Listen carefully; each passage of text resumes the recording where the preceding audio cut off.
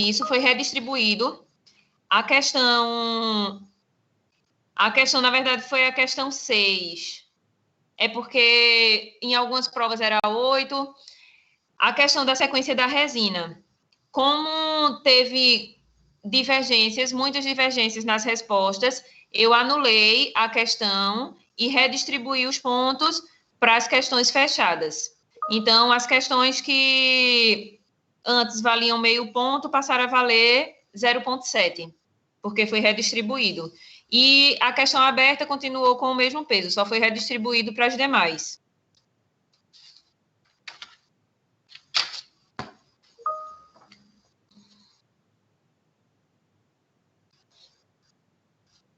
Nara dizendo, foi analisar, viu bastante coisa nela. É porque, na verdade, é aquela sequência, né, da conformação da cavidade é bem complicadinha. Mas aí eu removi essa questão e redistribuí os pontos, tá certo? Então, depois, quem quiser pode perguntar a nota que eu comunico.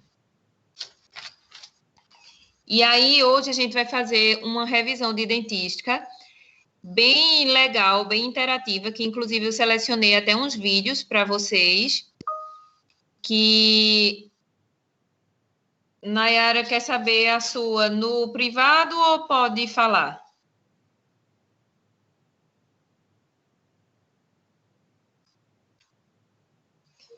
Nayara Silva Guimarães, 8.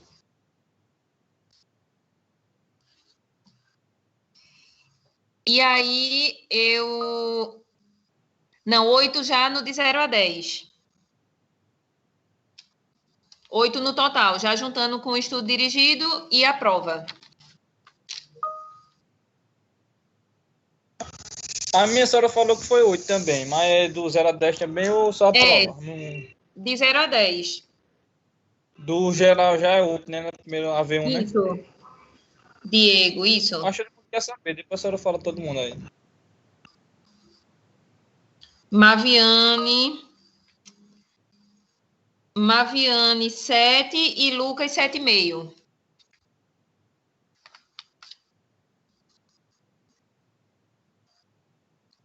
Breno 8,8.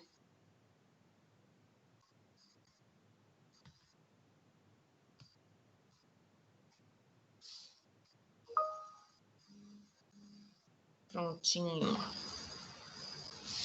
E os demais, se depois forem querendo saber, que inclusive eu conversando com a professora Paula e dizendo a ela das questões que tinham muitas e muitas questões exatamente iguais. E aí dava para fazer uma seleção, assim, um grupinho de 5, um grupinho de 6, e tinha uma que tinha a mesma resposta em 16 ou foi 17 provas das questões abertas. E aí, na verdade, ela até disse que, às vezes, ela até considera como 0 quando está exatamente igual. Só que se a gente fosse considerar, ia baixar muito a nota, né? Uma vez que a questão aberta era a que mais valia. Mas aí eu tenho, inclusive, anotado todos os que estavam exatamente iguais. Nayara...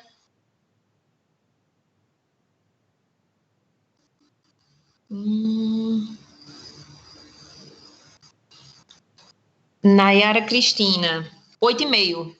Nayara Cristina, 8,5. E Vitória...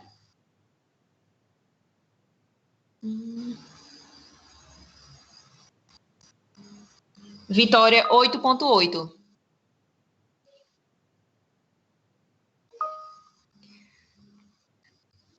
Nayara que estava perguntando aí a questão para saber o que errou, a gente pode ver depois. Inclusive, uma questão da aberta, que é o que a gente vai discutir hoje, acho que só 2 pessoas acertaram. Todo o restante errou da questão aberta. Acho só 2 pessoas que acertaram e todo o restante errou. Aí já conta aí que valia 1 ponto, que era a letra C da questão aberta. Daisy. Tem sim, Maviana. Inclusive, a que mais valia, que é a questão aberta, que foi onde a maioria, assim, escorregou um pouquinho, é justamente o que a gente vai ver hoje. Ok? E aí a gente vai discutir sobre isso e relembrar as situações. Daisy.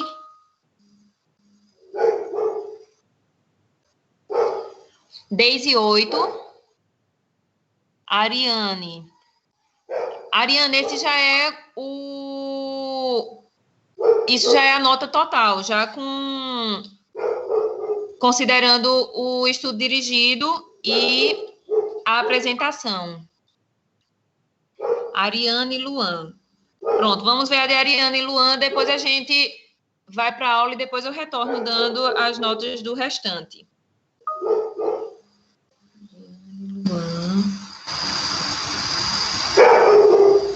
Ariane 8.3 e Luan 8.8. Bruno foi 9,5.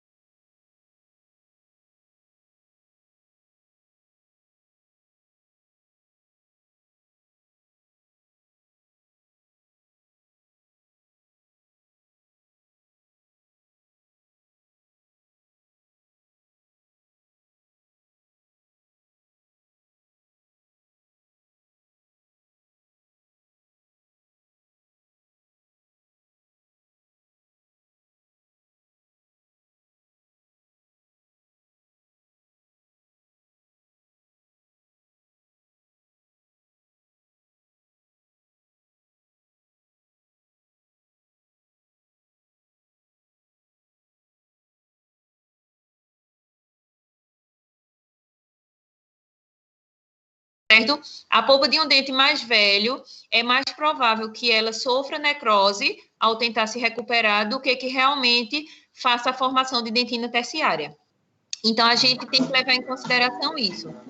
Segundo, foi um dente anterior. Então, a gente sabe que tem que ser uma intervenção. Alguém está com o microfone ligado.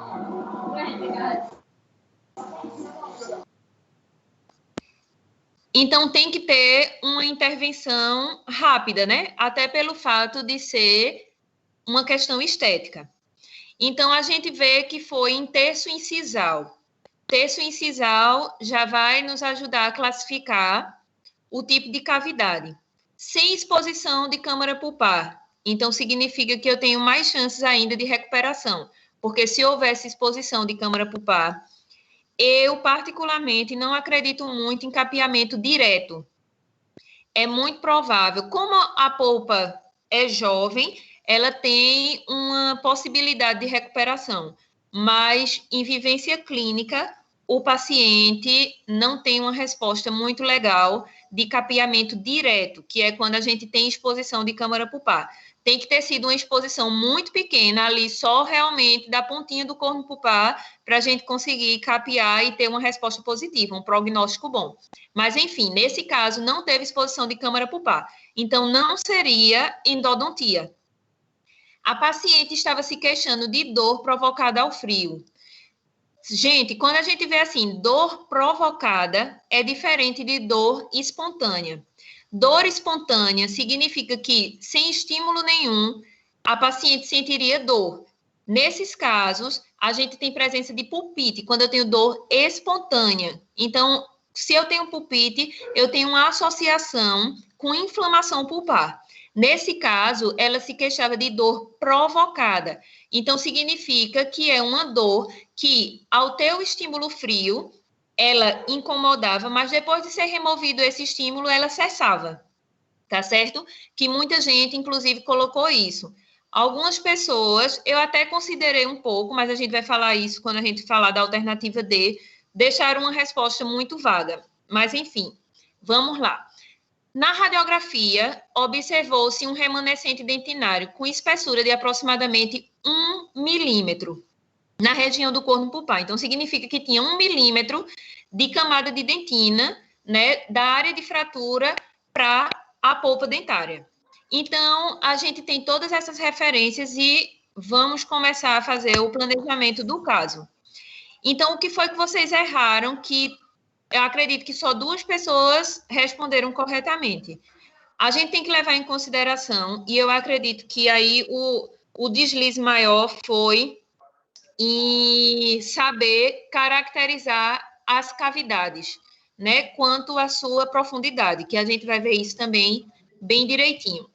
Então, vamos lá. A letra A, todo mundo acertou. Que ele estava cobrando um valor enorme. Aí eu disse assim, pelo um papel que o senhor nem vai me dar receita, é melhor ter dado cobrar. Sei que Bárbara estava falando alguma coisa. Enfim, todo mundo acertou essa questão, né? Também, de acordo com Black, classifica a cavidade em questão, que no caso seria o quê? Classe 4. A questão, o caso clínico era bem específico. Teve comprometimento de borda incisal. E a gente sabe que, segundo Black, a classe 1 é o quê? A oclusal. A classe 2 é o quê? A interproximal dos dentes posteriores. Classe 3, a interproximal dos dentes anteriores, sem comprometimento da borda incisal. A classe 4, com comprometimento de borda incisal. Classe 5, na área cervical. E classe 6, ponta de cúspide. Tá certo? Isso daí, todo mundo acertou. E aí, isso daí a gente utiliza muito, muito mesmo. Até para fazer uma anotação de alguma coisa, um plano de tratamento, a gente utiliza muito em relação à classe 1, classe 2, classe 3, 4, 5 e 6, tá certo? Então, essa todo mundo acertou. O caso dizia que a fratura tinha comprometido a região incisal, então seria classe 4. Na questão B, perguntava qual o plano de tratamento deve ser adotado. Descreva o passo a passo. Eu considerei as 2 situações, porque tiveram alguns que colocaram a colagem do fragmento dentário e outros colocaram a restauração em resina composta. A colagem de fragmento dentário nem sempre é possível, porque às vezes ou o paciente não consegue, né, encontrar o fragmento dentário, ou o fragmento que ele chega lá no consultório, ele não se adapta totalmente à região de fratura. Mas aí a gente vai ver agora um vídeo, eu vou compartilhar com vocês um vídeo de como seria o passo a passo se o paciente chegasse com o fragmento dentário, e aí o que é que deveria ser feito se a opção de tratamento fosse a colagem de fragmento. E depois a gente vai ver também a opção de tratamento, a restauração em resina composta. Então, deixe só eu compartilhar com vocês.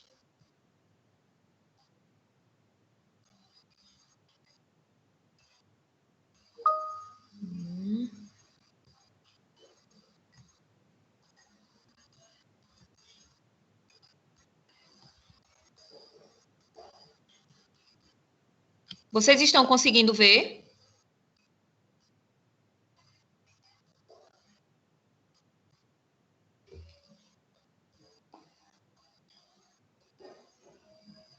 Pronto. Então, esse daqui seria a colagem de fragmento. Prestem bem atenção, é um vídeo relativamente curto, 7 minutos, mas é extremamente explicativo, e aí a gente vai fazendo algumas observações à medida que for passando o vídeo.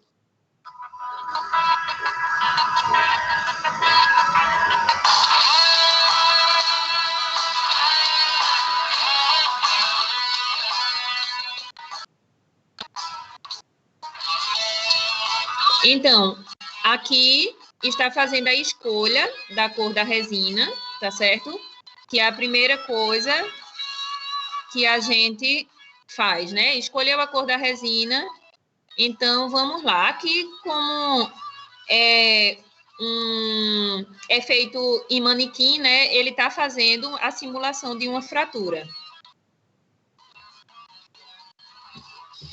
No caso, essa simulação que ele está fazendo seria de uma fratura no 11, né? O caso clínico da gente é o 21, mas seria bem parecido com isso.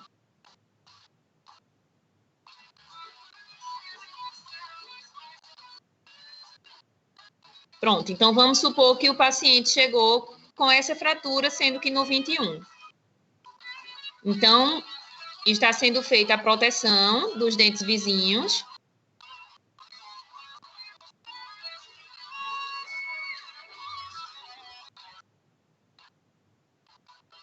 Colocou cimento de ionômero de vidro, porque nesse caso daí, o terço onde foi a fratura foi um pouco grande, né? Seria considerado uma cavidade profunda. Ácido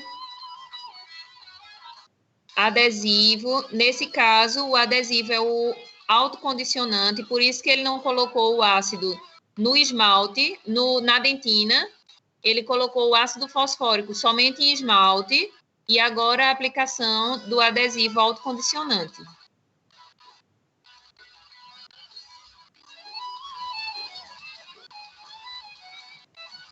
Segunda camada, esse daí no caso seria ainda a primeira, né? Já está na segunda. Agora sim, a segunda camada. Lembrando sempre que o adesivo, ele vai de acordo com a recomendação do fabricante. Mesma coisa, ele vai fazer no fragmento dentário. Do mesmo jeito que foi preparado, o remanescente dentário vai ser também o fragmento. Esses microbrushes, eles são os microbrushes especiais. Eles são muito utilizados por quem faz faceta, lente de contato, porque ele tem essa pontinha daí, que é um pouquinho viscosa. Então, consegue segurar o fragmento, porque se tentar segurar somente com a mão, ele pode escorregar, como é uma coisa muito delicada. Então, o mesmo passo a passo que ele fez no dente, no remanescente dentário, ele agora está fazendo no fragmento dentário.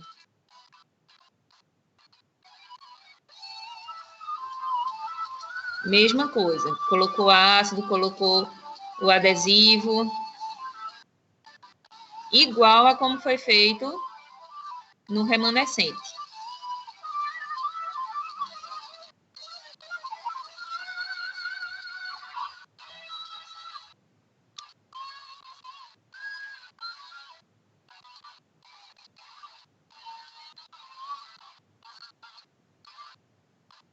E aí vai posicionar o fragmento. Vocês viram que ele fez um acabamentozinho no fragmento para aumentar a área de contato, né, da resina com o dente, porque se ficar totalmente sem nenhum preparo, o que vai acontecer é que vai ficar um excesso, ou o dente não vai ficar na conformação original, vai ficar um pouco mais estruído, um pouco a ponta, né, a incisal dele vai ficar um pouco mais abaixo do dente ao lado. Então, ele fez esse preparo para fazer um imbricamento melhor da resina no fragmento dentário.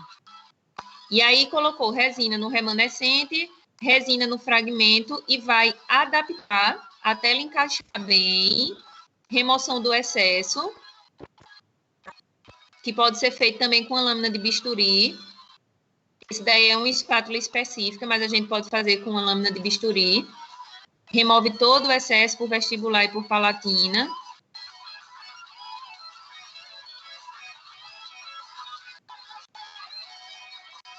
Passa o pincelzinho para melhorar a estética. Ajustando os pontos de contato. E fotopolimeriza.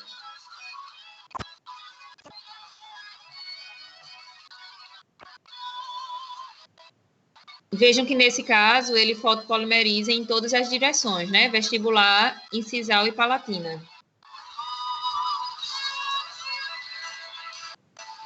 Então, colou o fragmento, agora vai para os acabamentos, o acabamento que é feito em mesma seção, né? Que é a remoção dos excessos de resina.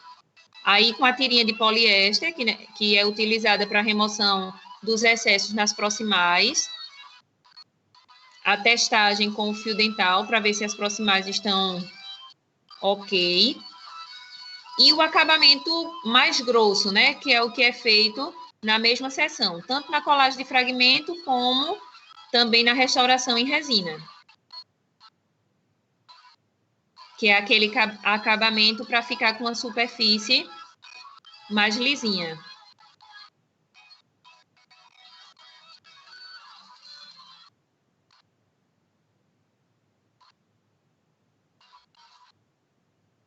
Então, utilizou as pontas de borracha, as broquinhas de acabamento, remoção do isolamento absoluto.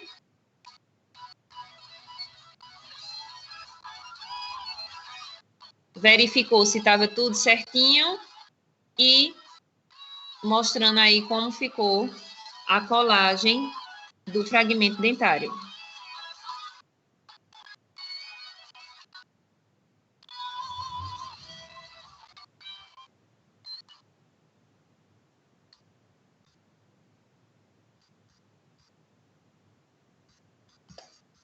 Então,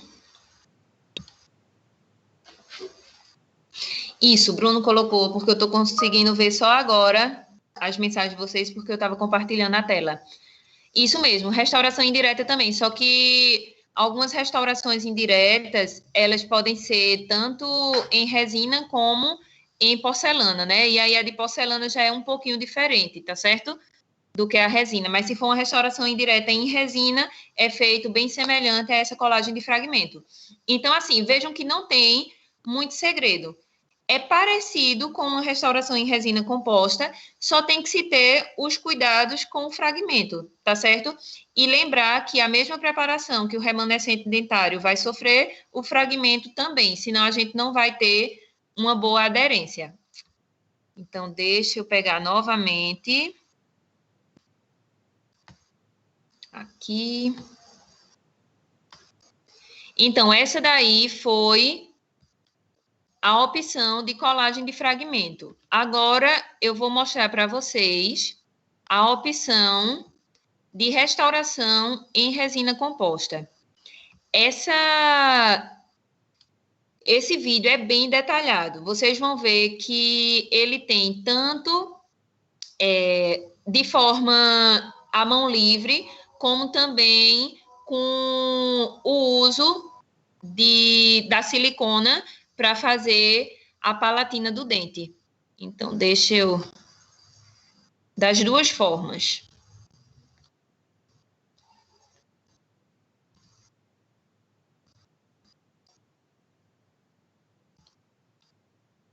Essa daqui seria a mão livre, certo? Primeiro de tudo, lembrando que testou a cor da resina, sempre fazer a testagem da cor da resina, pronto, aí está testando a cor da resina. Sempre fazer a testagem da cor da resina antes de ter preparado o dente, antes de ter colocado ácido adesivo, tá certo? Fazer a testagem da cor antes de ter modificado a estrutura.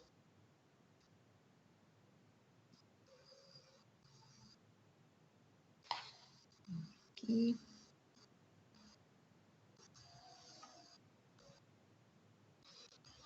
Então, vejam que, nesse caso daí, a mão livre, ele colocou a tirinha de poliéster na proximal, na mesial do dente, e está esculpindo a palatina à mão livre, né? Segurou a fita de poliéster por palatino e colocou a resina, nesse caso a resina de esmalte, tá certo? A resina de esmalte na parte palatina.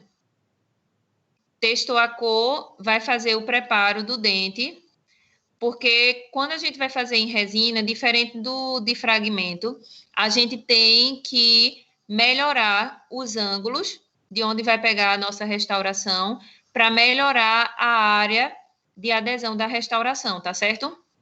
Então, a gente passa... Lembrando que esse preparo é um preparo muito leve, não é um preparo grande, até porque, senão, dependendo do traço de fratura, o paciente já está com sensibilidade, eu posso aumentar a sensibilidade do paciente. Essa broca que passa é somente para tornar aquela região um pouco mais porosa, para ter uma aderência melhor com a minha resina, tá certo? Isolamento absoluto, que é o que vocês sabem fazer já, tá todo mundo craque. Profilaxia, que foi a resposta idêntica de todo mundo. Profilaxia com pedra pomes, porque a pasta profilática é a base de óleos. Exatamente, estava correto, mas estava igualzinha em 17 questões. Então, colocou a fita de poliéster novamente, e aí ele vai fazer igual a como estava fazendo para fazer a testagem da cor, só que agora com o preparo do dente. O ácido fosfórico, 30 segundos em esmalte, que no caso aí a gente contabiliza, se for utilizar o adesivo convencional, a gente contabiliza 15 em esmalte, depois acrescenta em dentina e conta mais 15. Isso daí ele mostrando outra opção, que no caso essa opção é muito utilizada para quem trabalha somente com dentística. Na faculdade a gente vai utilizar a tirinha de poliéster pelo custo.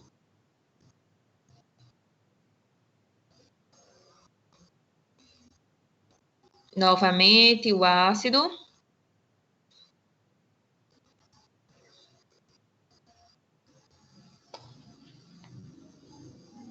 Lavagem abundante para remoção do ácido.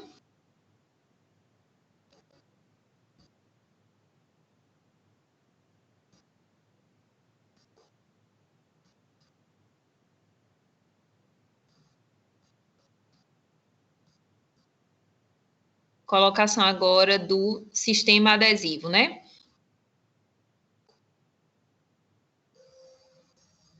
Novamente, lembrando que essa etapa vai depender do tipo de adesivo que você está utilizando e das recomendações do fabricante. E também se você está utilizando do tipo de adesivo convencional ou autocondicionante. O bom é que, no caso do fragmento, a gente viu um sistema adesivo autocondicionante. Já nesse caso daqui, é o sistema adesivo convencional. Então, notem a diferença. A principal diferença é que, naquele de colagem de fragmento, vocês percebem que foi utilizado o ácido fosfórico somente em esmalte, porque o autocondicionante, ele foi utilizado em resina, em dentina, tá certo? Então, a diferença é essa daí. E aqui foi utilizado da forma convencional. O ácido fosfórico tanto em esmalte e em dentina, mudando só o tempo em cada um, o tempo de exposição ao ácido. Então, aqui, ele está fazendo agora a mão livre, muito parecido como quando ele estava fazendo para escolher a cor, só que notem que, como o dente já foi preparado, a coloração da resina para o dente já fica um pouquinho diferente. Mas sempre uma dica a vocês: quando for testar a cor, a gente tem que polimerizar a resina na superfície do dente. Por quê? Depois que polimeriza, a resina ela tem uma mudança de cor. Então, ele mostrou que pode ser feito tanto da forma a mão livre, como também com o uso da moldeirinha aí de silicona. Qual a diferença de uma para a outra? A diferença é que, para utilizar essa moldeira de silicona, eu preciso de um tempo maior. Por quê? Eu preciso que o paciente chegue, que eu tire um molde do dente do paciente fraturado, que eu faça o modelo de gesso, que faça a reconstrução desse dente num modelo de gesso, para fazer uma moldagem desse modelo e ter esse molde daí. Então, assim, se eu quero uma coisa imediata, se eu tenho uma urgência, então já não daria para fazer com esse molde de silicona. Porque uma vez que o dente está fraturado, então eu teria que esculpir esse dente no modelo de gesso para ter essa base daí, tá certo? Então, se eu quero urgência, eu tenho que fazer a mão livre. Mas, às vezes, quando o paciente não tem a urgência, então eu posso lançar mão desse artifício, até porque facilita. Porque no momento que eu coloco a moldeira, vocês vão ver aí que eu tenho um guia. Eu tenho um guia. Ó, é só preencher com resina na partezinha onde está a fratura e ir acrescentando. Ó, isso daí é a vista incisal da parte já polimerizada. E agora, como já fez a parte palatina com o molde de silicona, vai acrescentando a resina de dentina, que é a resina de corpo, que vai dar a opacidade. Lembrando também que vocês devem ter visto isso, que as resinas de dentina, elas são resinas opacas, e as resinas de esmalte, elas são resinas translúcidas.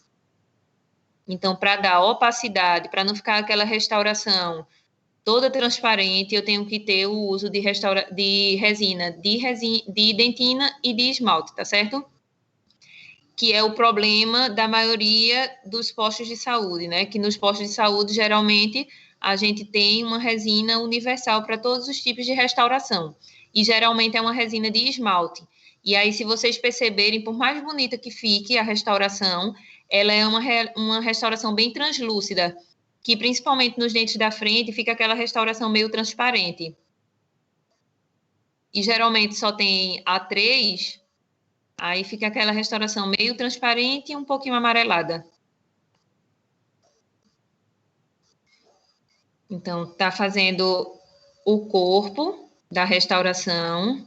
Nesse momento que está utilizando a resina de dentina, é o momento onde a gente pode fazer as ranhuras. Nesse caso daí, se o dente tem presença daquelas elevações que na vestibular a gente percebe. E agora, novamente, a resina de esmalte. Então, lembre que quando a gente vai fazer uma restauração de dente anterior, a gente coloca por palatina, resina de esmalte, no centro de dentina e por vestibular de esmalte novamente.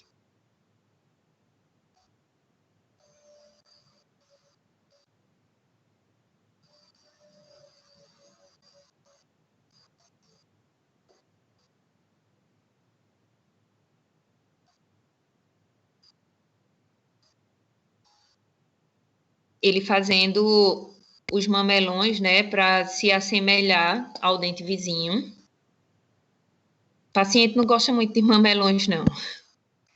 Que ele pensa que a gente acha bonito, né, que dá naturalidade, mas o paciente acha que o dente tem que ser reto. Mas bonito é ser natural.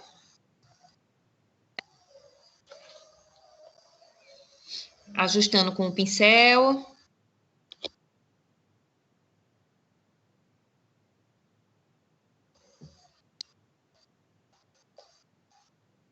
Pronto, ele verificando. Ainda está bem mais baixo que o dente natural. Então, complementa mais por vestibular.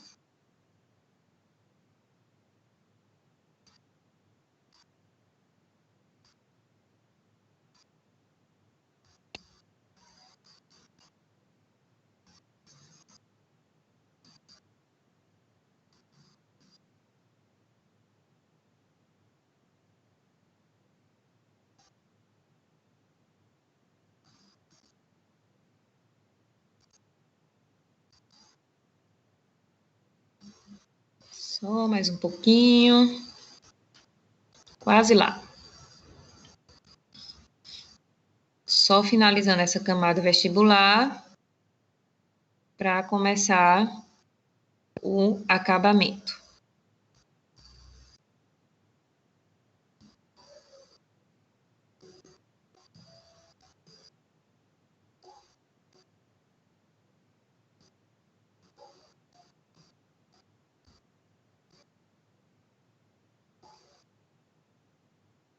A incisal, ele tenta fazer exatamente igual ao dente vizinho.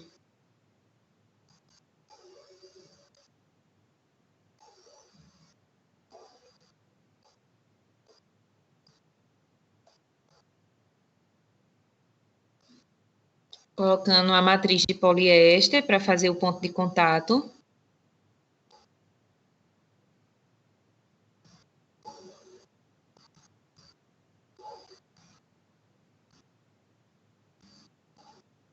Nesse caso, ele utilizou uma resina de esmalte que é bem translúcida.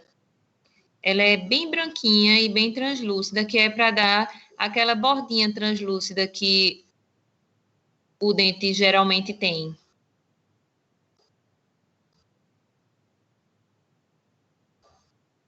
Então, ele mostrou as duas formas que pode se fazer o ponto de contato. Na estática, é utilizando a cunha de madeira. E na dinâmica, agora ele vai ajustar com a tira de poliéster. Só tem que se ter um pouco de cuidado nessa dinâmica, porque às vezes, quando a gente vai utilizar a tira de poliéster, assim, pode ficar algum degrau na superfície da restauração. Mas a não ser, geralmente é até mais prático.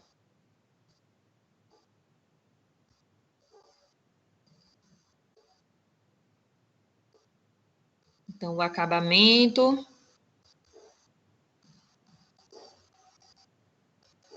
Com as pontas diamantadas, para dar lisura à superfície.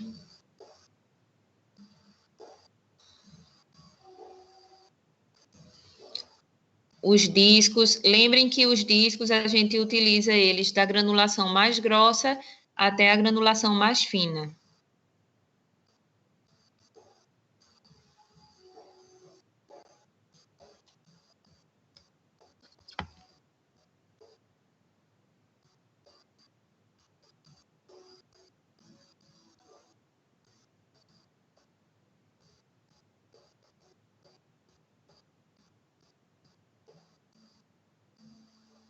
Ele estava na granulação grossa, agora na granulação média.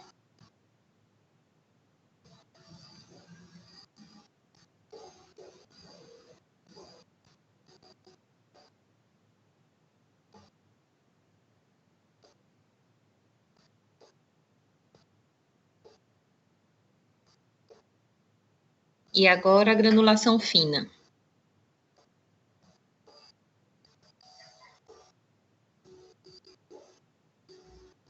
Tudo isso para dar a lisura de superfície.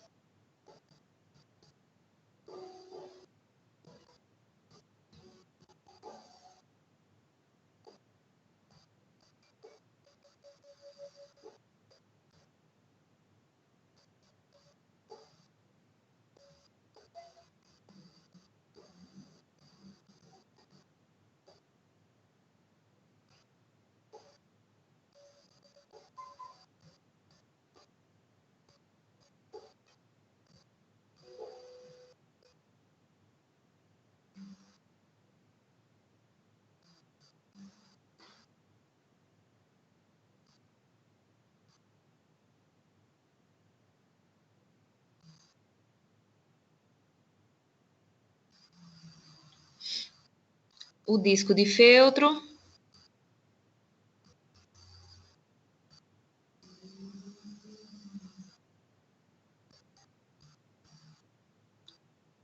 E a lixinha na interproximal.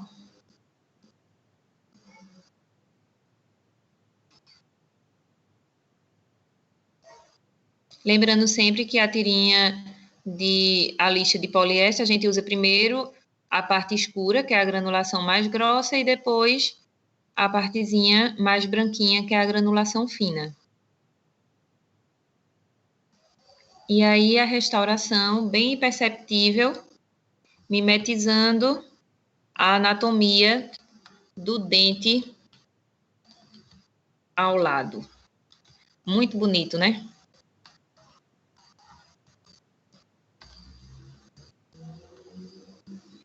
Sim, João Paulo, aquele momento que ele passa a broquinha dando um acabamento na área da fratura é justamente a confecção do bisel. Só que o bisel não necessariamente ele tem que ser realmente aquele bisel forte. Até porque, como eu falei, dependendo da localização desse traço de fratura, se a gente fizer um preparo grande, vai ter sensibilidade, né? Porque vocês sabem que todo preparo gera uma agressão à polpa, né?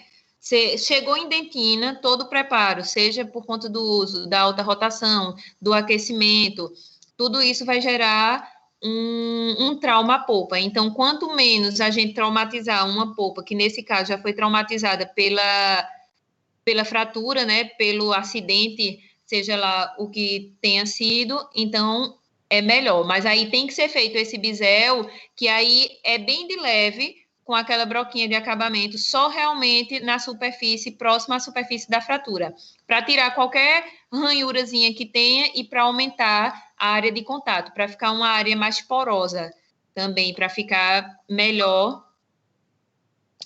Deveria, só que geralmente você vai ver, muito dificilmente, você vai ver um dente anterior que não seja feito pelo menos o acabamento inicial. Até porque esse acabamento inicial, veja que aí ele não usou pasta profilática. Pasta profilática não, pasta de polimento. Ele utilizou os discos e utilizou o disco de feltro também, os discos de granulação e o disco de feltro, mas não usou a pasta de polimento, porque o correto seria o polimento 24 horas após, sendo que um dente anterior, o paciente quer sair dali com uma estética agradável.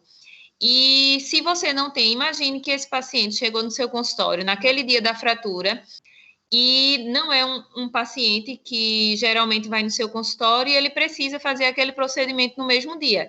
Então, você vai deixar aquela estética o mais agradável possível, até porque você não sabe se aquele paciente ele vai poder retornar com 24 horas depois, tá certo? Mas notem que ele não utilizou a pasta de polimento. Muito normalmente, esses dentes anteriores se faz o acabamento e o polimento, como eu estou dizendo, utilizando os discos e as tacinhas de borracha no mesmo dia por conta da questão estética, mas que cientificamente e pelos livros tem que se esperar no mínimo 24 horas, no mínimo, né? 24 horas para que se faça o polimento. Então, vejam que os vídeos são bem didáticos mesmo. Se vocês, inclusive, quiserem, eu passo o link depois para vocês, porque é extremamente didático. Ele fala bem direitinho o passo a passo. É bem visual, né? A gente consegue realmente ver como é feito.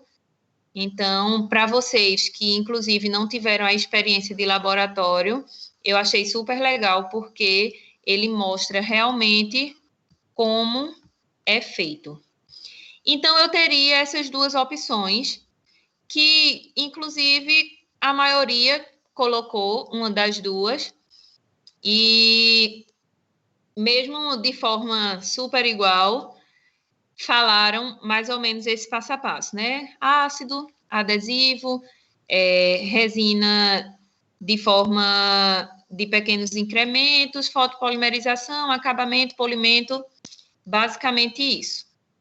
Aí a letra C, que foi aqui, todo mundo errou, acho que foi 2 pessoas somente que colocaram de forma correta, perguntava, com base na profundidade da cavidade, será necessária alguma intervenção? Se sim, com quais tipos de materiais? Justifique de acordo com as propriedades de cada um. Choveu cimento de hidróxido de cálcio. E aí eu vou explicar para vocês por que não seria cimento de hidróxido de cálcio.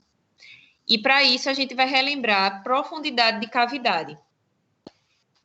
Vocês lembram que as cavidades, elas podem ser rasas, médias, profunda ou muito profunda. E aí, quando eu considero cada uma? Tem as cavidades bem rasinhas, que pode ser ou somente em esmalte ou ali no iniciozinho da dentina. Tem as cavidades um pouco mais profundas, que mesmo assim é aquele nívelzinho médio que está naquela dentina mais superficial, mas ainda tem aquela distância legal da polpa. Tem as cavidades profundas, que já são bem mais próximos à polpa, e as muito profundas, que já está ali quase virando uma endodontia. Então, eu tenho cavidade rasa.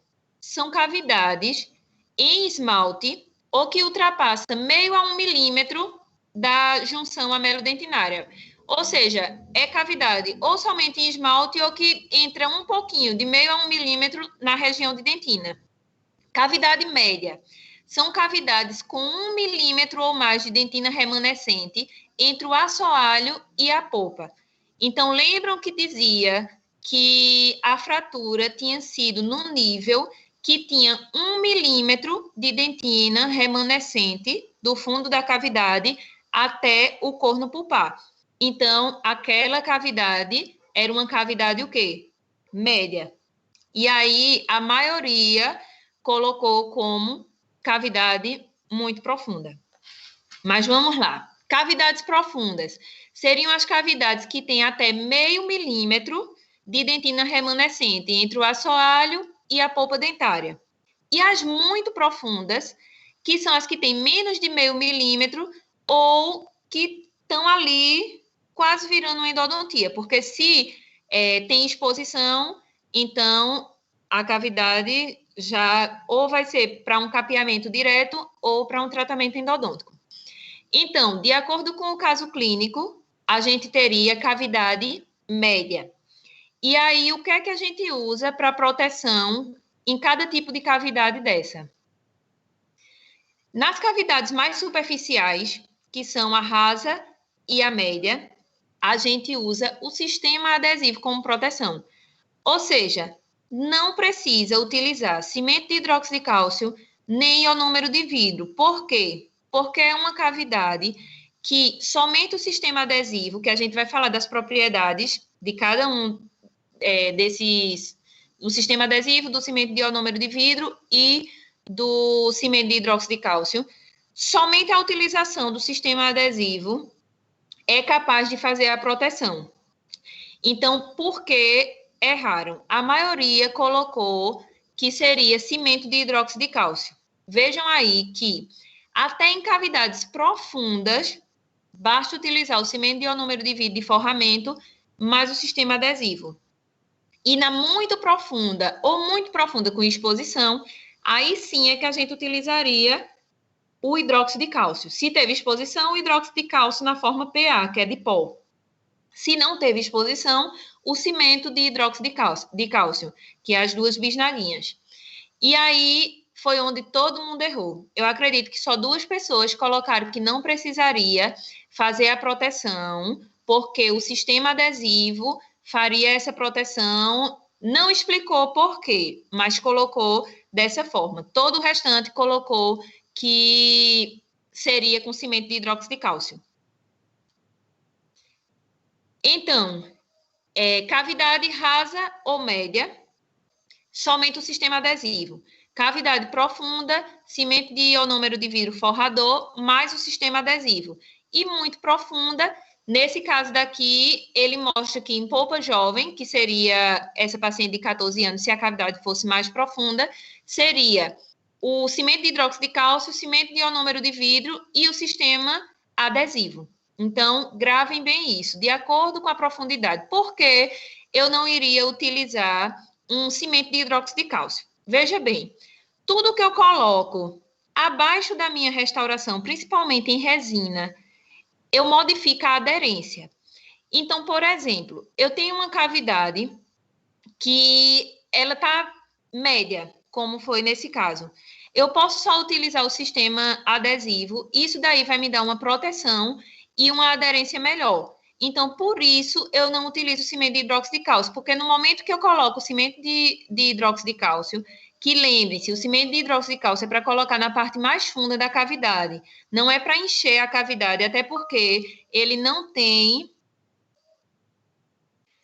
Isso, Bruno colocou porque tinha visto que tinha que fazer proteção quando tinha sensibilidade. Bruno, você sabia que o adesivo, ele é um excelente dessensibilizante? Paciente, até paciente que tem sensibilidade por exposição dentinária, por conta de recessão gengival, se você passar adesivo e fotopolimerizar, é instantâneo. Na hora, se você colocar o jato de ar, o paciente está com sensibilidade, colocou adesivo, fotopolimerizou, ele tem propriedade dessensibilizante. Então, assim, por isso que não necessitaria do cimento de hidróxido de cálcio, porque à medida que eu coloco cimento de hidróxido de cálcio numa cavidade que não há necessidade, eu modifico a minha adesão da resina, tá certo? Porque lembrem que isso daí é princípio de amálgama, viu? Essa questão de cavidade.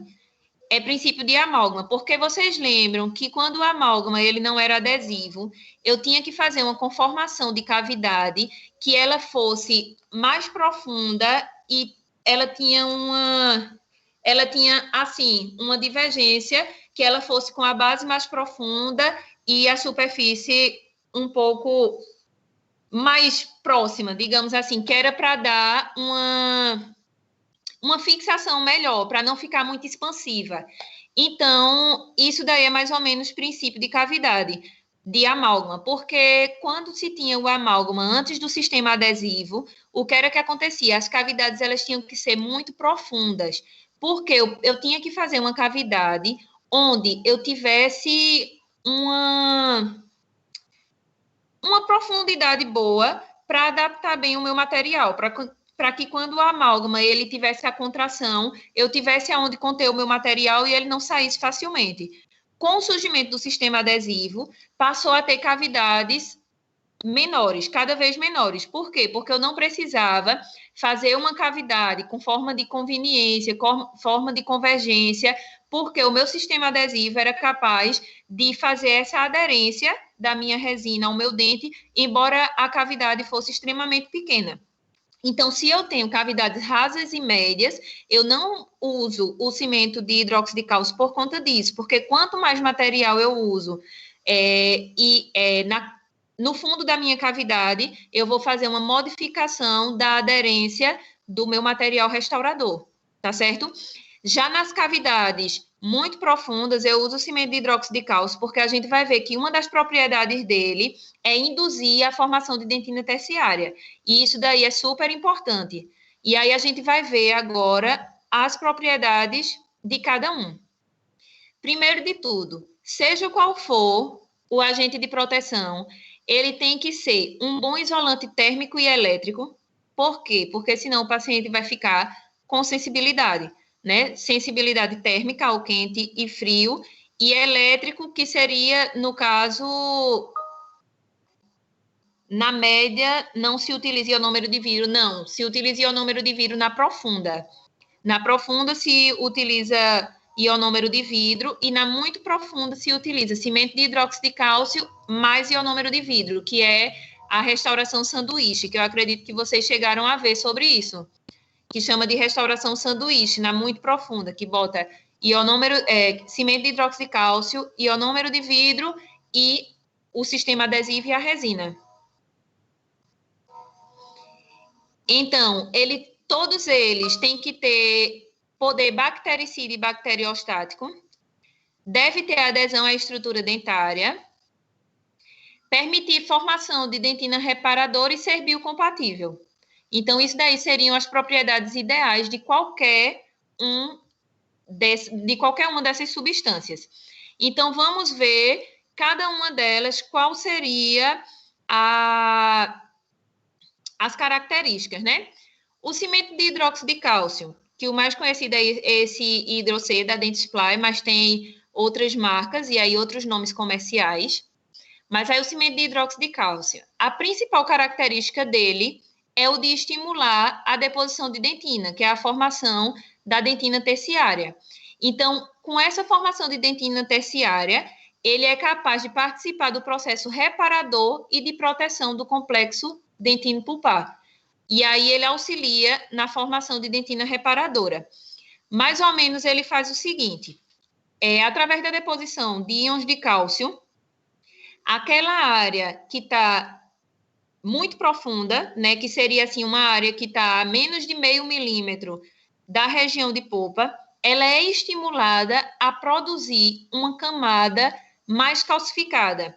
Por isso que vocês vão ver, principalmente em clínica, que vocês não têm como ter esse contato em laboratório, que quando a gente pega uma cavidade muito profunda, que tinha uma restauração muito profunda e muito antiga, que foi utilizado hidróxido de cálcio, a dentina terciária, ela é uma dentina muito forte, é uma dentina escurecida, muito, muito dura. Você, para tirar uma dentina terciária até com broca, tem dificuldade, porque ela é uma dentina muito calcificada. E isso daí é a ação do cimento de hidróxido de cálcio. Pela deposição dos íons de cálcio, ela induz a formação de uma dentina mais calcificada, que é a dentina reparadora, chamada também de dentina terciária. Então, por isso que ele é utilizado quando são cavidades muito próximas à polpa. E ele é excelente, tem um excelente poder anti-inflamatório. É maravilhoso. Então, geralmente, o que é que a gente faz quando vai fazer capeamento indireto? A gente tem uma cavidade muito profunda, que vocês vão saber se é uma cavidade rasa, média, profunda ou muito profunda, através da radiografia. Lembrem que no exemplo no texto, né, do exemplo clínico, dizia, no exame radiográfico, verificou-se que tinha 1 milímetro de remanescente dentinário. Ou seja, eu não consigo prever quantos milímetros tem para chegar na polpa se eu não tiver acesso ao exame radiográfico. Né? Você ali curetando, você não sabe se você está perto, muito perto, entendeu? Isso daí a gente consegue ver de acordo com o exame radiográfico. Então, eu tenho a radiografia, eu verifiquei que ali é uma cavidade muito profunda. O que é que eu posso fazer? Se o paciente ele tem muita sensibilidade, isso para um dente posterior, que ninguém vai colocar, às vezes a gente pode fazer até um capeamento indireto e um provisório com ionômero, se for um dente anterior e o paciente estiver sentindo muito incômodo, né? Então, o que é que pode se fazer? Utilizar o cimento de hidróxido de cálcio e o ZOI e fazer um curativo de demora. Faz um curativo de demora. O cimento de hidróxido de cálcio, ele vai, através das suas propriedades, induzir calcificação e formação de dentina reparadora. O ZOI também tem as propriedades anti-inflamatórias que, juntamente com o cimento de hidróxido de cálcio, vão permitir que aquela polpa que sofreu a agressão da cárie, que tinha uma profundidade excessiva, que ela regrida esse processo inflamatório e tem as condições de se reparar.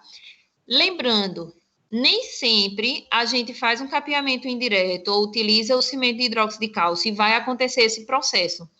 Como eu falei, em polpas jovens, eu tenho mais chances de acontecer esse reparo. Em polpas mais velhas, muitas vezes, uma restauração mais antiga, que eu utilizei cimento de hidróxido de cálcio, fiz todo esse protocolo, ela não consegue se recuperar. Muitas vezes ela pode necrosar, o que dificilmente a gente vai ver numa polpa jovem. A polpa jovem, as chances de recuperação são bem maiores do que chances de necrose. O cimento de ionômero de vidro para forramento. Lembrem também que o cimento de ionômero de vidro, ele tem de vários tipos. Para forramento, tem o restaurador, tem um que a gente pode utilizar, tem o foto, né, que também é restaurador, mas é fotoativado, esses daí são quimicamente ativados. Então, quais são as propriedades do cimento de ionômero de vidro para forramento? Adesividade à estrutura dental pela reação de quelação ao cálcio, liberação de íons de flúor. Isso daí é o mais importante do cimento de ionômero de vidro. Ele tem a capacidade de liberar íons de flúor, o que contribui para o controle de cárie e remineralização do esmalte. Como a gente sabe, o flúor, ele tem a capacidade remineralizante. Então, o que é que o cimento de ionômero de vidro ele é capaz de fazer?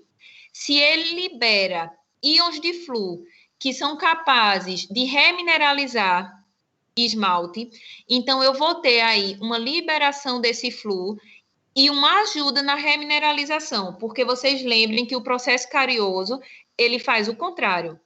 O processo carioso, ele se dá pela desmineralização. Por isso que a gente tem cavidade no esmalte e a dentina, ela fica amolecida, porque eles perdem cálcio, né? A bactéria, os micro-organismos da cárie, eles baixam o pH e esse pH ácido, ele é capaz de fazer desmineralização. E aí, essa desmineralização enfraquece as estruturas dentárias. Então, ele faz essa remineralização e o coeficiente de expansão térmico dele é semelhante ao dente e super biocompatível. Ou seja, excelente. Cimento de ionômero de vidro é excelente. Por isso que ele é utilizado em cavidades profundas e em cavidades muito profundas como proteção do cimento de hidróxido de cálcio.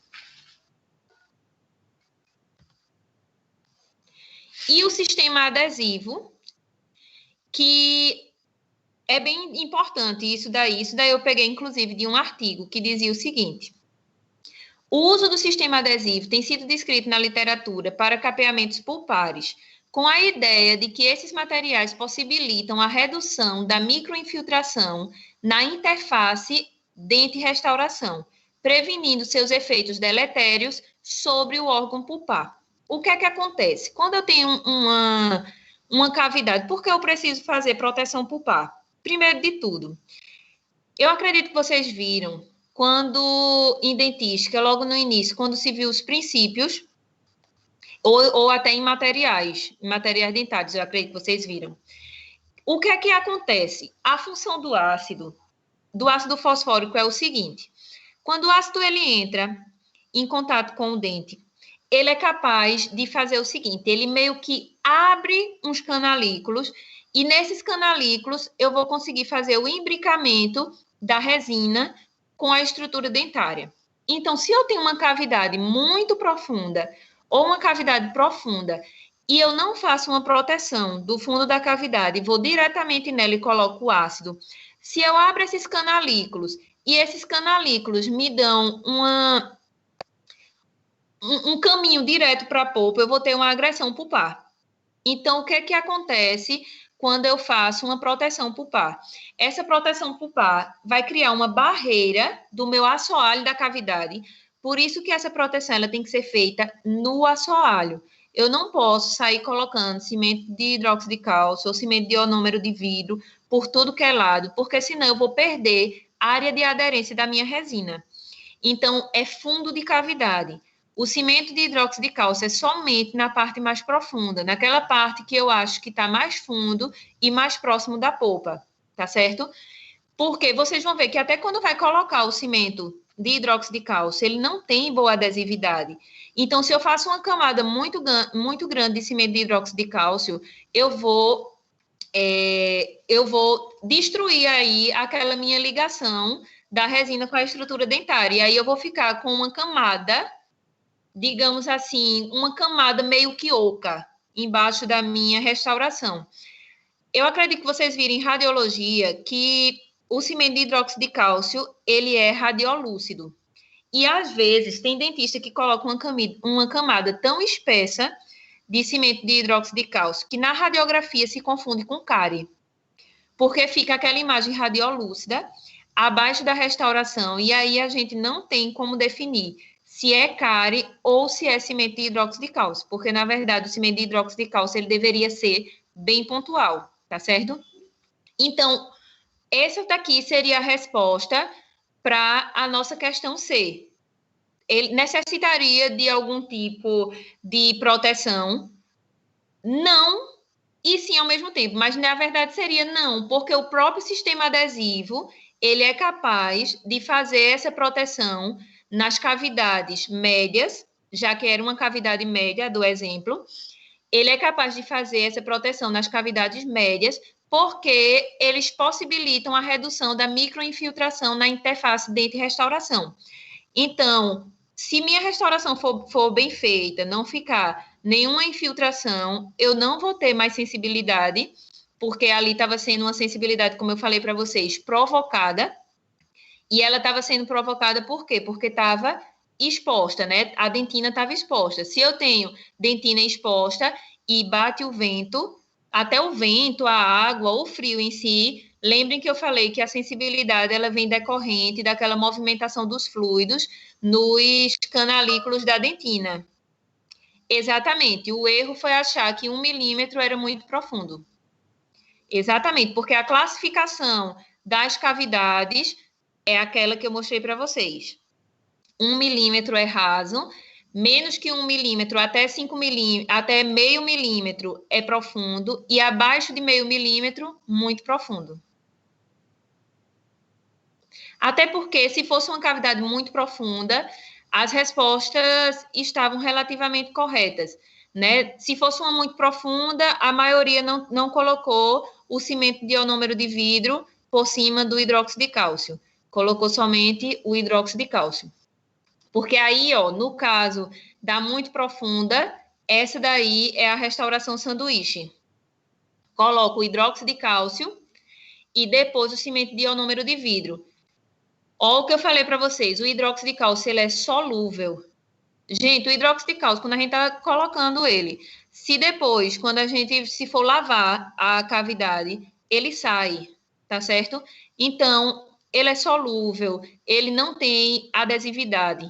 Por isso que ele tem que ser colocado no fundo, no ponto mais fundo da cavidade, e no caso das muito profundas, a gente recobre ele com cimento de ionômero de vidro, porque esse sim, lembram que as propriedades dele é ter adesividade.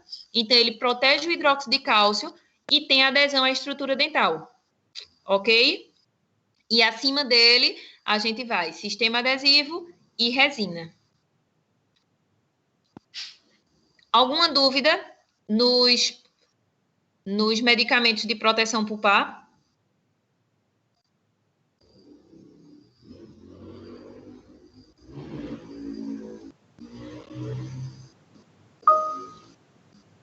Pronto, então agora vocês não vão esquecer que... Agora, por exemplo, Bruno, o paciente chega e ele relata alguns episódios de dor, vamos supor, em outra situação, né? Sem ter sido por queda. Ele relata outros episódios de dor e diz que toda vez que estava se alimentando, o dente doía, toda vez que batia água, até água mineral, o dente doía. Tem uma lesão cariosa muito extensa, tá certo? E aí, muitas vezes, o que é que a gente faz? A gente cureta a lesão. E lembram que eu falei para vocês que dependendo de onde for, se for no consultório ou se for no posto de saúde, a gente vai escolher se vai ser uma cavidade, se eu vou fazer uma cavidade e vou curetar toda a dentina, afetada e infectada, ou se eu vou deixar um pouco daquela dentina afetada e colocar o hidróxido de cálcio para ver se ali vai haver alguma remineralização.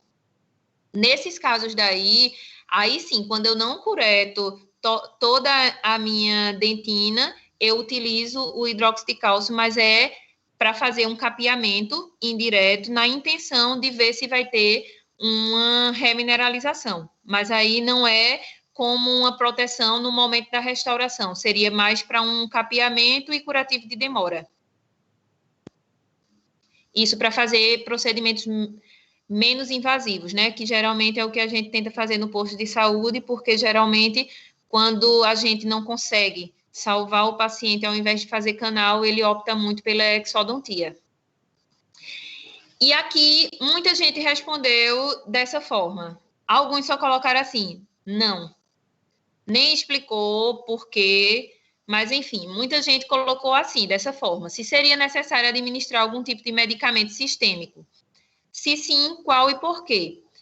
Tudo vai depender da sintomatologia apresentada pela paciente. Se fez o procedimento, não está mais sensível, ela não está reclamando mais de dor, não faz necessário nenhum uso de medicação sistêmica. Se, no caso, fez o procedimento, o paciente ainda está sentindo dor, ainda está muito sensível, não pode nem abrir a boca direito, que ainda está com aquela sensibilidade exagerada, aí sim a gente pode lançar mão de algum tipo de medicação que de preferência seja AINES. Vocês lembram o que é AINES? Alguém lembra o que são os medicamentos AINES, da categoria AINES?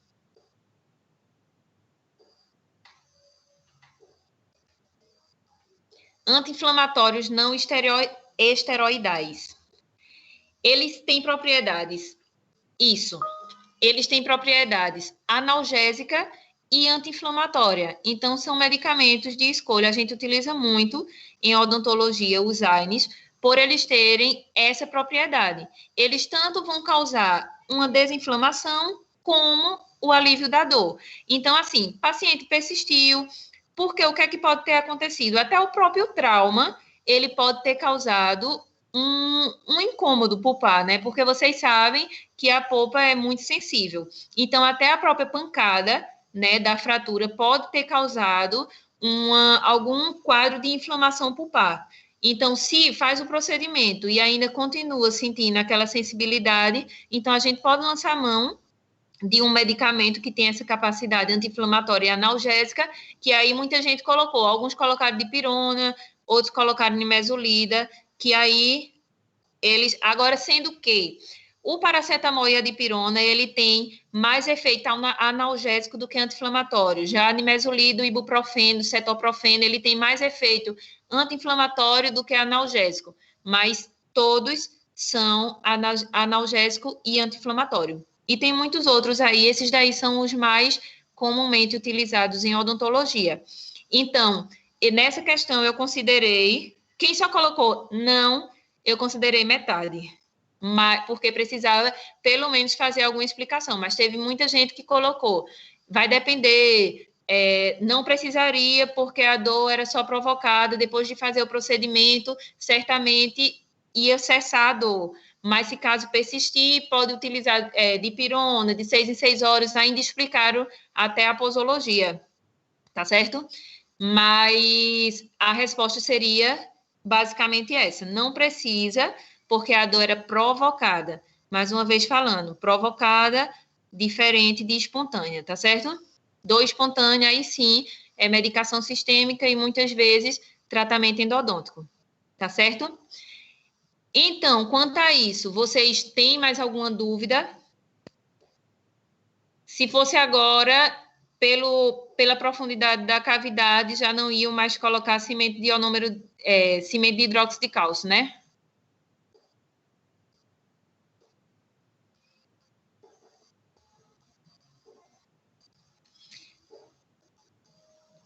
Então, gente, foi isso aí que eu preparei para a gente conversar hoje, porque pelo que eu percebi, como todo mundo colocou, eu percebi que vocês estavam muito ligados assim, proteção pulpar é cimento de hidróxido de cálcio, e não é bem isso, né? O sistema adesivo em si, ele também causa uma proteção pulpar, tá certo? E a gente pode até fazer na clínica esse experimento de utilizar o adesivo como para diminuição de sensibilidade. Ele funciona e funciona muito bem. Inclusive, vocês vão ver até em literatura falando sobre isso. O que usar para sensibilidade? Tem o verniz fluoretado, o próprio adesivo do sistema adesivo, tá certo? Então, é isso aí. Alguém tem alguma dúvida, seja sobre isso ou alguma outra situação? Eu vou mandar deixa eu pegar aqui os links.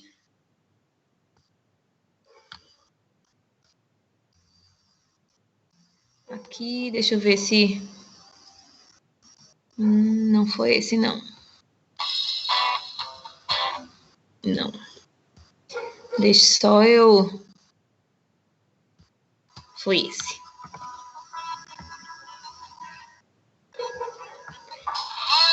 Eu vou mandar os links para vocês.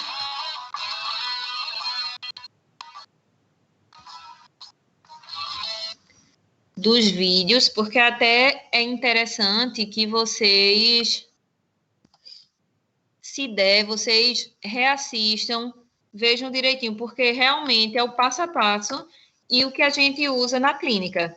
É o que a gente usa. Como eu falei para vocês, em relação à restauração, eu não vou dizer a vocês que vocês vão usar sempre utilizando aquele molde de silicona, porque não é verdade. Mas se um de vocês for ser especialista em dentística, muitas vezes é feito com um molde de silicona, porque ele dá mais propriedade de anatomia, tá certo? Principalmente da borda incisal, né? Porque faz o enceramento ali no modelo, depois faz aquela moldagem e aí você consegue uma anatomia melhor fazendo dessa forma. Mas como eu falei para vocês, é um processo mais demorado, né? Que requer tempo.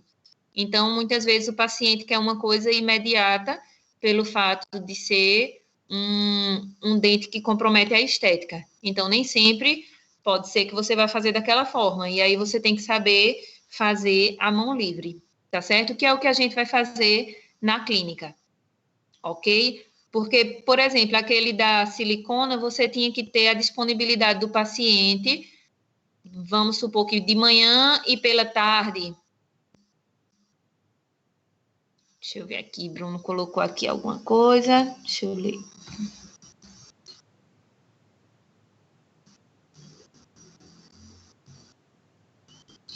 Bruno, às vezes o próprio adesivo, eles utilizam, seria mais para uma questão de lubrificação da resina, porque tem algumas resinas que elas são um pouquinho mais secas, um pouquinho mais duras, né? E aí, quando vai passando o pincel, aí ela pode, ao invés de dar uma lisura, ela ficar com ranhuras do pincel. E aí, às vezes, até um pouquinho do adesivo, eles costumam passar para alisar melhor a superfície.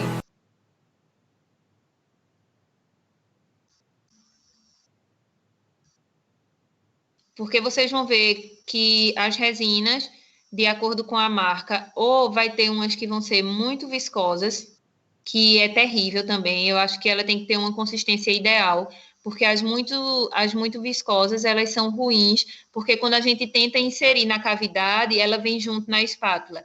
E aí ela não tem uma aderência boa na cavidade. E isso daí compromete, às vezes, porque quando você não consegue calcar bem a resina no fundo da cavidade, eu posso ficar com espaços. E se eu ficar com espaços de ar, né, com espaços vazios, isso daí vai causar uma deficiência na minha restauração, né? Eu não vou ter uma aderência tão boa. E aí, quando elas são muito viscosas, que elas ficam vindo na espátula, elas são difíceis de aderirem nas paredes da cavidade. E isso daí acaba comprometendo.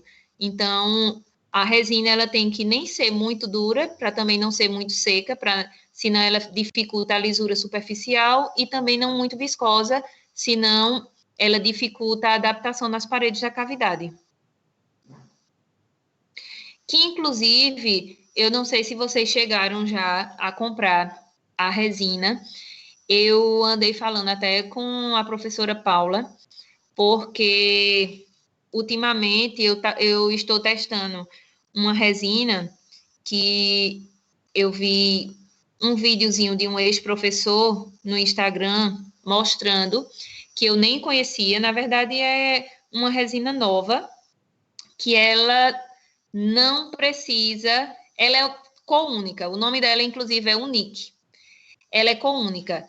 Sendo que o que eu percebi com o uso dela, que eu estou testando, é que realmente ela tem o efeito camaleão e ela se adapta a todo tipo de cor do dente. Sendo que, por exemplo, para utilizar ela, eu tenho que ter um fundo. Se a minha cavidade ela tem fundo, como o dente posterior, ela fica excelente.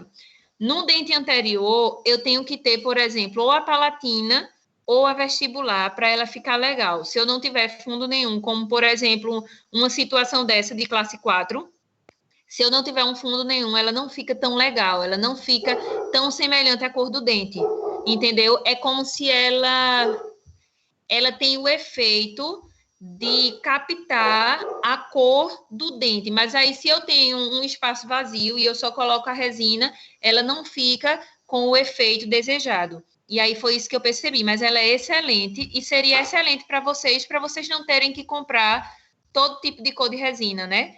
Porque ela seria uma resina única para utilizar em várias cores de dente, porque ela tem esse efeito camaleão. Ela puxa a cor do dente e aí ela reflete a cor do dente do paciente. E ela é excelente para dentes posteriores. Muito boa. Ela é um pouquinho, mas é razoável. Ela deve estar custando na faixa de uns 150, 160 reais. Mas se você parar para pensar, se você for comprar uma marca um pouco melhor, você também vai gastar em torno de 60, 70, 80. E aí você vai ter que comprar várias cores, né? No consultório a gente tem que ter, mas para vocês seria realmente interessante vocês verem essa resina, tá certo? E aí, mais alguma dúvida?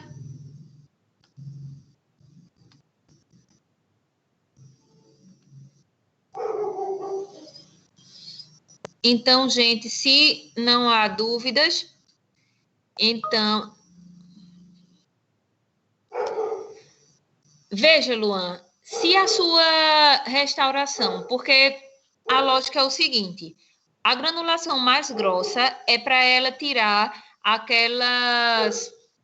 Às vezes você vai ver que tem uma... Isso mesmo. Isso mesmo, Bruna, a resina.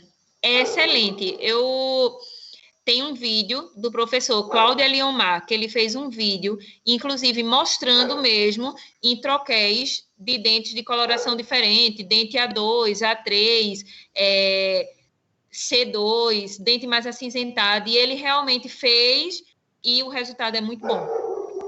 Sim, Luan, a questão da granulação do disco, a gente vai escolher de acordo com a aspereza. Se eu não tenho uma superfície muito áspera, eu não preciso usar um disco de granulação de alta granulação, porque o que é que acontece? O disco de alta granulação, ele seria para remover aquelas rebarbas mais grossas. O de média granulação seria para começar a dar a lisura superficial e o de baixa granulação seria para deixar ela realmente mais lisinha, antes do polimento, né? Que aí, quando a gente utiliza as taças, as pontas de borracha, elas já são para realmente polir, já passou a lixa fina, o disco fino, aí seria para realmente polir. Se eu não tiver muitas ranhuras na restauração, eu não preciso usar o disco de granulação mais grossa, porque tem que se ter cuidado, inclusive com o disco de granulação grossa, porque eu posso fazer um desgaste acentuado na restauração, principalmente de dente anterior, né? Que se não maneirar na mão, como ele tem um poder de corte muito grande, ele pode criar até uma depressão na restauração, entendeu? Por isso que nem sempre usa nesse sentido. Se você usou tudo direitinho, usou o pincel, fez um bom acabamento, pode ser que você não vá necessitar o disco de granulação grossa, mas o médio e o fino, sim. É feito a lixa. A lixa é como se fosse a granulação média e a fina. A lixinha de... Tá 112,79 na Dental Speed, Bruno disse. Bruno, esse daí é o da marca... Essa é a Unique, né? Essa daí. Isso, FGM, pronto, é essa mesmo. Olha, tá melhor ainda. Eu acho que quando eu comprei ela, mas eu comprei uns tempinhos atrás, logo quando foi o boom. Mas eu tô gostando dela, tô usando e tô testando, e eu percebi isso, né? Que quando eu tenho um fundo de dente, aí é melhor. Eu consigo uma cor mais próxima do dente, mas quando eu tenho... João, nunca usei da Ultradente, não. Geralmente eu costumo utilizar Z250, que é da 3M, Z250, Z350 ou Opalis. Z100 não é muito legal porque ela não tem uma propriedade boa de cor. A Z250, ela também não tem muito uma propriedade de cor, mas ela tem uma resistência boa. Da Ultradente eu nunca usei, nunca utilizei. E estou fazendo agora o teste dessa outra. Porque geralmente, quando eu testo uma resina que eu vejo que ela tem uma propriedade boa e uma durabilidade, que é o que é mais importante para a gente, quando ela tem uma durabilidade boa, eu geralmente fico utilizando dela. E aí eu tenho o inverso também, porque eu lido com outras qualidades de resina também, porque eu trabalho em posto de saúde, né? Então, essa questão de adesivo, resina, eu tenho contato com os dois tipos de qualidades.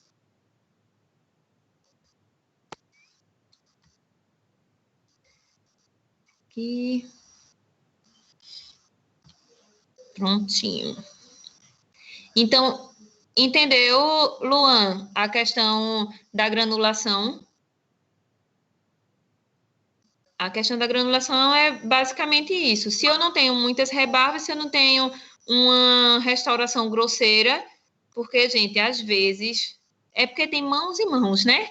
Mas às vezes tem restaurações que ficam hiper mega grosseiras. E aí, realmente, tem que utilizar, porque você vai ver que se ela ficar bem grosseira, com excesso de restauração, não adianta ficar num disquinho fino, que não vai.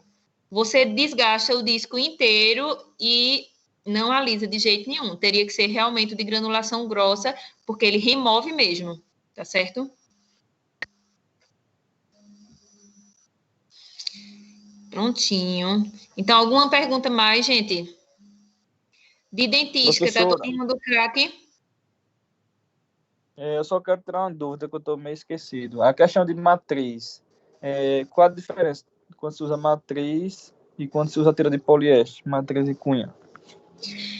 Tu tá falando de matriz de aço? Isso.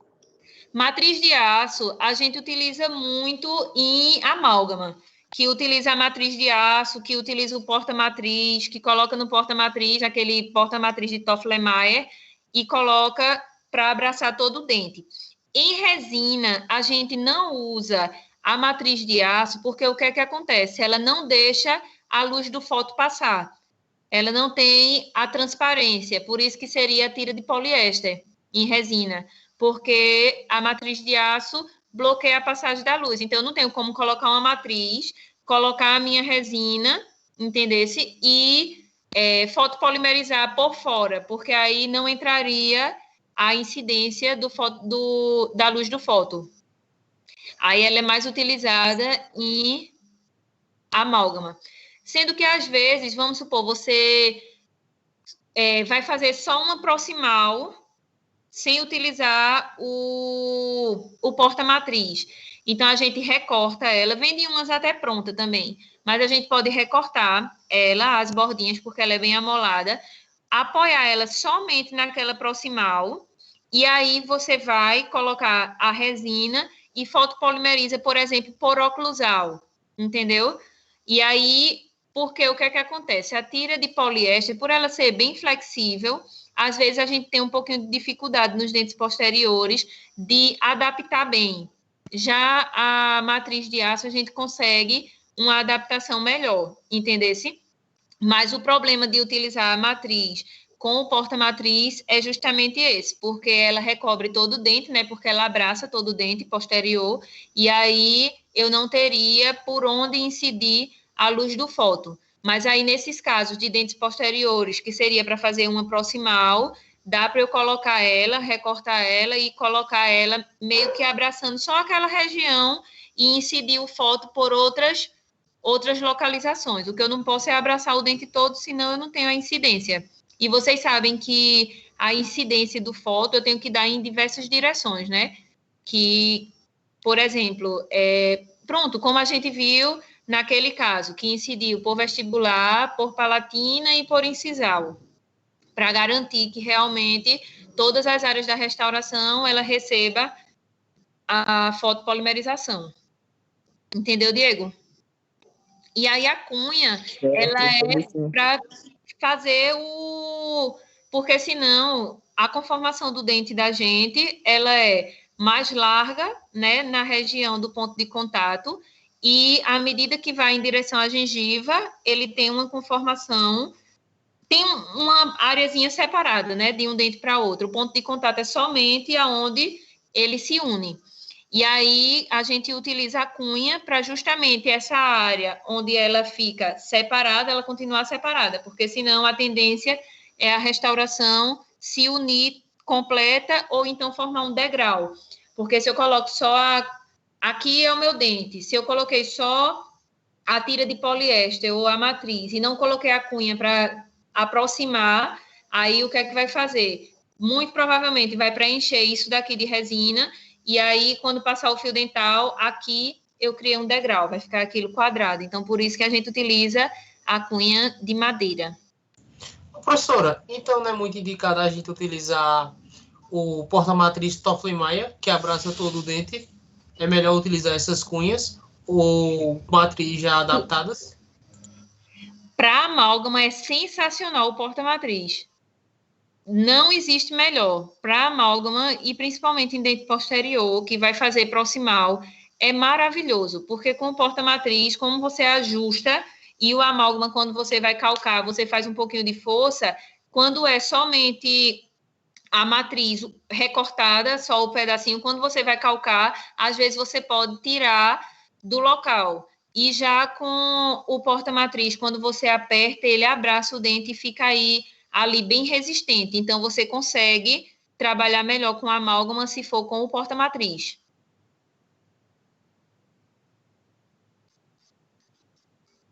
Para amálgama é bem melhor. É porque vocês não tiveram ainda o laboratório.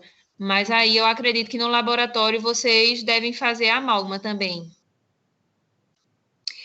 Entre Z250 e Opalis, eu prefiro a Opalis, João. Inclusive, num curso de dentística, o professor falou que a Z250 e a Opalis ela tem uma fidelidade na cor maior.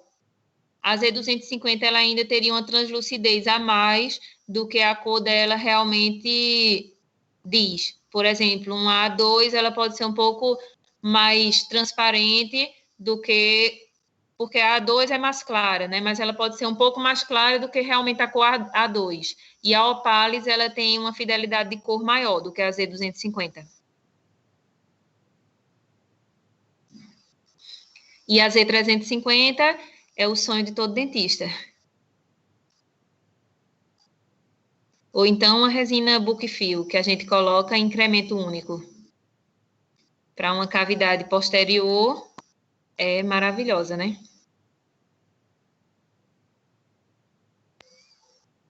Alguém mais?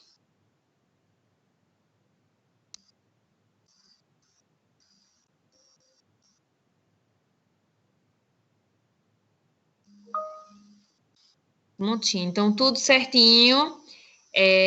Essa semana eu vou estar lançando as notas de vocês, tá certo? E aí, qualquer dúvida, pode mandar alguma mensagem. João Paulo, deixa eu ver. João Paulo.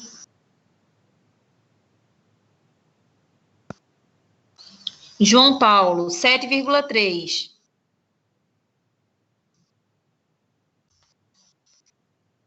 Ok, João Paulo? Elaine.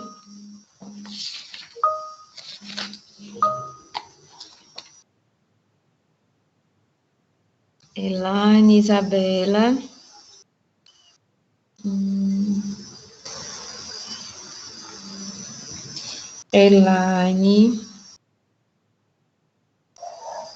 Elaine, Rayane.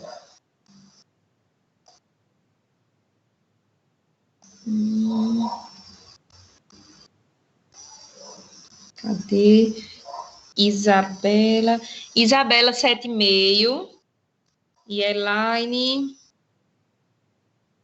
6,5.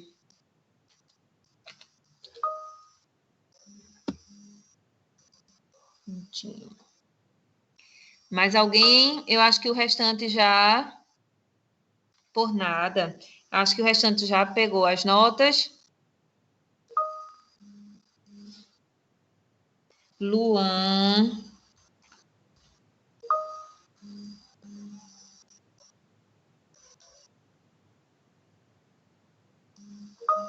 Luan, 8,8.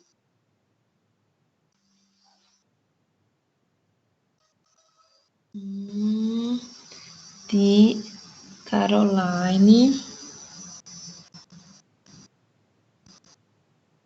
Caroline, 7.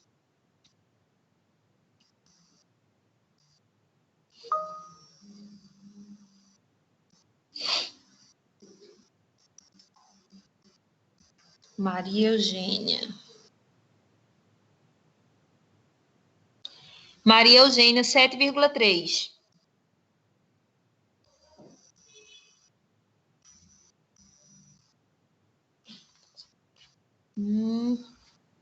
Prontinho. Professora, a última dúvida. A senhora já ouviu falar sobre as espátulas da LM? O que a senhora acha? As espátulas de quê, João? Da LM. Também não conheço. As melhores espátulas que tem são da Duflex, que são assim as boas mais acessíveis, né? Porque tem umas que são que geralmente os especialistas em dentística em dentística gostam, que são tipo caríssimas. Mas a Duflex, eu acredito que cada espátula esteja mais acessível, deve estar em torno de uns 100 e alguma coisa. São ótimas. Elas, inclusive, têm algumas espátulas que são extremamente finas, que até nas proximais, algumas das espátulas, elas passam. É maravilhosa. Eu tenho umas da Duflex e elas são sensacionais. Muito, muito, muito boas mesmo. Já tem outra que, inclusive, eu não sei nem a marca, que não é muito legal porque eu acho ela muito grossa. Eu acho que quanto mais fininha a espátula, ela é melhor. Agora, isso fininha sem muita flexibilidade, né? Porque senão a gente não tem um apoio de trabalho bom. Ela tem que ser fininha, com uma dureza legal, para que a gente possa colocar o incremento né? E às vezes a gente bate um pouquinho o incremento, porque se ela for muito mole, ela vai ficar fazendo deflexão quando a gente tentar inserir. Pois então, da Duflex é muito, muito boa. E é mais acessível do que umas que os especialistas em dentística geralmente têm.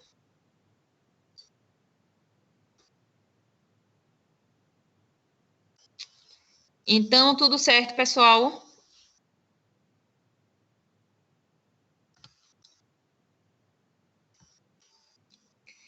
Então, por hoje, encerramos. Qualquer coisa, se alguém mais for querer saber a nota, tá certo?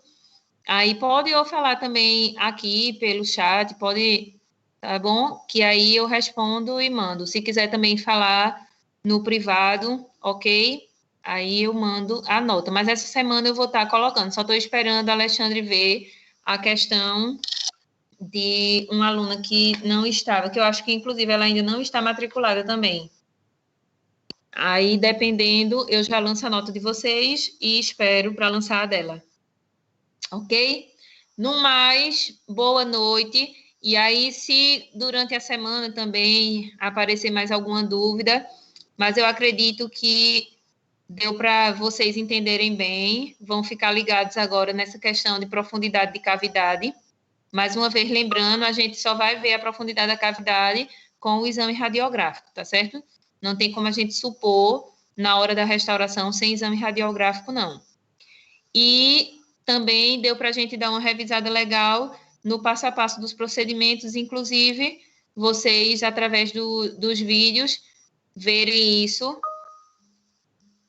bem mais claro. Deixa eu ver aqui. Qual, Bruno?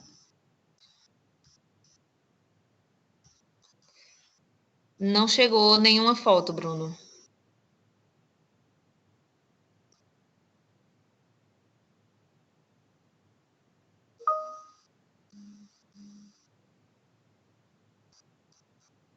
Isso é um tipo de espátula que tem, ó, ela é uma espátulazinha e essa bolinha é tipo um brunidor para resina, que a gente tem um brunidor de amálgama e isso daí é tipo um brunidorzinho de resina, para ir dando, porque a espátula ela vai colocando os incrementos e fazendo as partes mais retas e essa bolinha ela vai meio que abaulando algumas regiões, isso daí para fazer uma brunidura.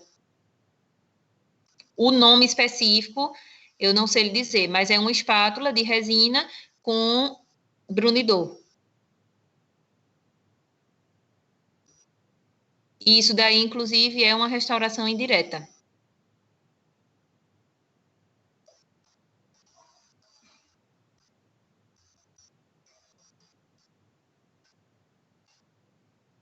Algo mais pessoal?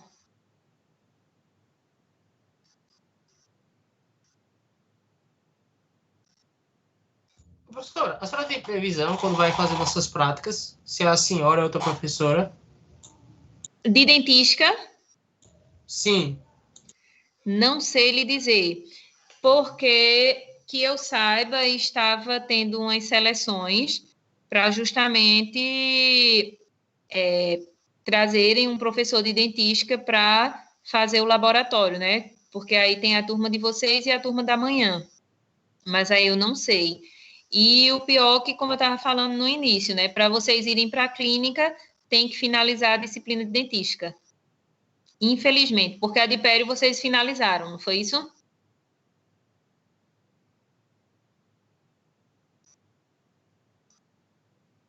A de pério, inclusive, vocês já tiveram, não foi a reposição, pronto. Então, a de pério vocês já finalizaram, mas aí a gente precisa de dentística, porque é imprescindível, né? Como é que a gente vai para a clínica, a não ser que a gente vá para a clínica só ficar fazendo raspagem. Eu também acho, João. No cronograma da gente, tá que na próxima semana já era para ser clínica, né? Mesmo no cronograma de pandemia. Mas aí eu não sei informar por conta justamente disso. Porque até que vai ter a disponibilidade da clínica. Mas aí vocês precisam ter as reposições. A não ser que, se tiver disponibilidade da clínica, e se for para a gente ficar ou remotamente, ou ir para a clínica, nem que seja para a gente fazer laboratório, é melhor do que a gente ficar de forma remota. A gente começa fazendo laboratório na clínica, enquanto vocês vão ter a reposição realmente do laboratório de dentística, para depois começar a clínica valendo. É uma opção, né? Mas aí a gente tem que ver com Alexandre e Guilherme. Ok?